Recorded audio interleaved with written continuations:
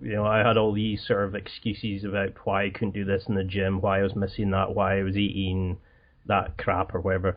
And then when I was looking at your profile, that you're born with it, what some would say is a disability, an illness, etc. And you were deadlifting at least £100 more than me. You were a male model. Ran your own business, and I think that's what a lot of people struggle with, is actually accepting where they are just now and making the changes. People would rather just go, oh well, that's an excuse, I can't do that. Oh, that's why I'm limited. Right, that's why I'm not where I want to be. On your website, you say that limitations are made by us. Can you explain a bit more about that and what you mean by that kind of concept? Absolutely. Limitations are self-imposed. So that's my whole concept in life. If you say you can do something, if you say you can't do something, you're right. Both are right, What's a big limitation people say for themselves? Like, oh, I have a hard time eating right, I've always told people that there's two types of people. There's people who say it's easier said than done and then don't do anything, and there's people who think it's easier said than done but do it anyways. It is easier said than done, guys. It definitely is, but you have to do it anyways. It's kind of like brushing your teeth. If you only do it once a month, you're not going to get results, You need to very bad breath. Daily. Exactly. Very bad breath, very bad body, very bad business. It takes consistency, and limitations are self-imposed in that any limit that you say or think you have came from your mind. Even if someone else told you something, you chose to believe it. Everything is a choice.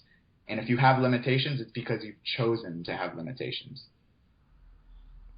Does that make sense? Yeah, it's something I struggled with. It was always an external source. There was always a problem outside. It was never my consistency or turning up or eating healthy. I used to look, I could never get to a squat rack. Oh well, that meant that's why my squat was only at that weight. And you've gone from somebody who drinks, who used to have a party lifestyle, to taking it step by step. Is there a tip that you could give somebody right now who is really struggling, wants to start making the changes that you're suggesting, has these limitations in their head? Is there like a ritual, a mantra, a way that you can just get them going? Absolutely. So I think I can start answering this question by saying why diabetes pushed me to become who I am. One of my favorite quotes that I heard in high school that's always stuck with me is, you teach best what you need to learn most. So for me, I needed to become healthier because of diabetes. So I was like, okay, well, for me to get better, let me teach other people to get better, which will in turn make me get better. You get what I'm saying? So yeah. The biggest thing I can say is they need to make a decision. And the only way they'll make a decision is that they have to have their why. Their why has to be so big. Their why is the reason they want to accomplish something. Most people go to a job, why? To make money? No. They go to a job to support their family. They go to a job to pay their bills so that they're not on the street, so they're not stranded. There's an emotional why for everyone's reasoning for doing anything. You probably have a why on why you're doing this podcast. There's a reason why you want to do this, whether it's to help people, whether it's something. There's an emotional reason.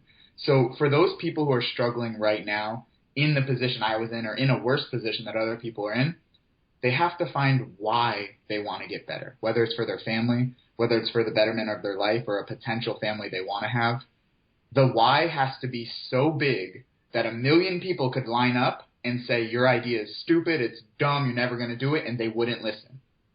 The why is everything. So once they have their why, the mantra and stuff you're talking about, literally waking up every day and telling yourself, I'm going to be better than yesterday, is the simplest thing. To actually say that, to believe it, conviction. If you just say, I will be better than yesterday, like I will do something better than yesterday, I will accomplish something today that I didn't yesterday, and if you actually follow up, you're going to feel so good because you accomplished the smallest goal,